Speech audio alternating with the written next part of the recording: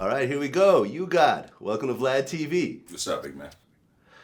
Everything good, man. Huge, long time fan of you, man. Yeah. When you first started, at what point did you really think that you were going to be a rapper? Oh man.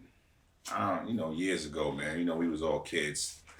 I guess we was pushing in that direction, but it was only solidified like 93, 94 when when we was putting together the 36 chamber record, And I don't know, I just knew, man. We just knew these things because we just constantly was doing our little thing on our side, in our own little way. Okay, and you actually grew up in Brownsville originally. No, I grew up in Staten Island and Brownsville. My grandmother was lived in Brownsville and Staten Island. I lived on Staten Island, so summertimes I'd be over there. You know how it is. You at your grandmother's house. You know how it is. Okay.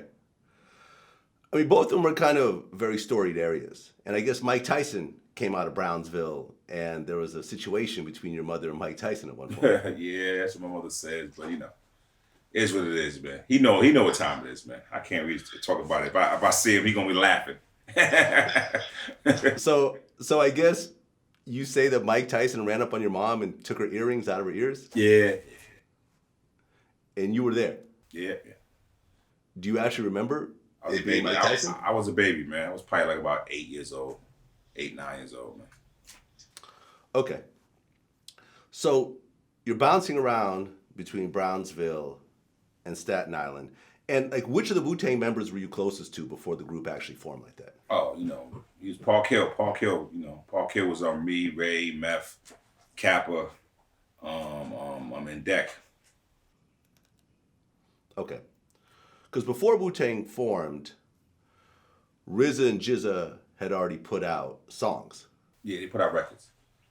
Okay. Were you close to them during that time? Yeah. Okay. So they were just single deals, right? It wasn't albums.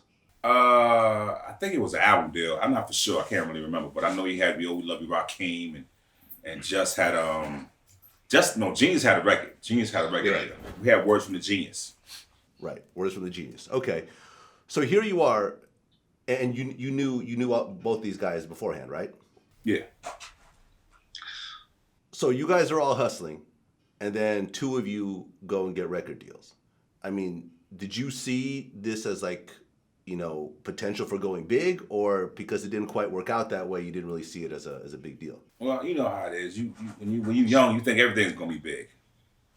You don't know how big it's gonna be, but at the time we was hoping that they would get on and get successful, and hopefully they'll come back and get us. In that sense.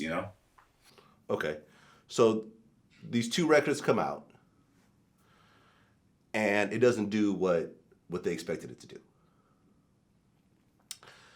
Was it, based on what you saw, was it the record label trying to push them into a direction they didn't really want to go, or was it both of these artists still kind of trying to figure out their own direction? Well, the record label was trying to make RZA into Rakim, and other and other record labels trying to make Genius into Big Daddy Kane. And you know how that goes. You can't be nobody else but yourself. You got to be yourself. You got to be an individual. So they dropped the ball on that. So you know how it is. It's music record company stuff. They were trying to duplicate what's popular instead of coming with something brand new. Okay, so these two deals ended up falling apart. So what happened to RZA and GZA at that point? Well, RZA came back to the hood and GZA too, and they came back and yada yada yada. And came back, got their wolves, got their goons. Now, during the time though, you were hustling. You asking me or you telling me?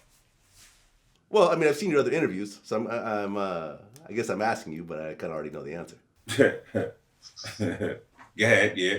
Was it a situation where you didn't really see the music thing really working out at that point, or were you just so deep into it that you actually saw a future? Nah, I was trying to, you gotta eat, you gotta survive. I was hustling, I was going to school, I was running around doing my street thing, and I had a lot of things on my plate, man.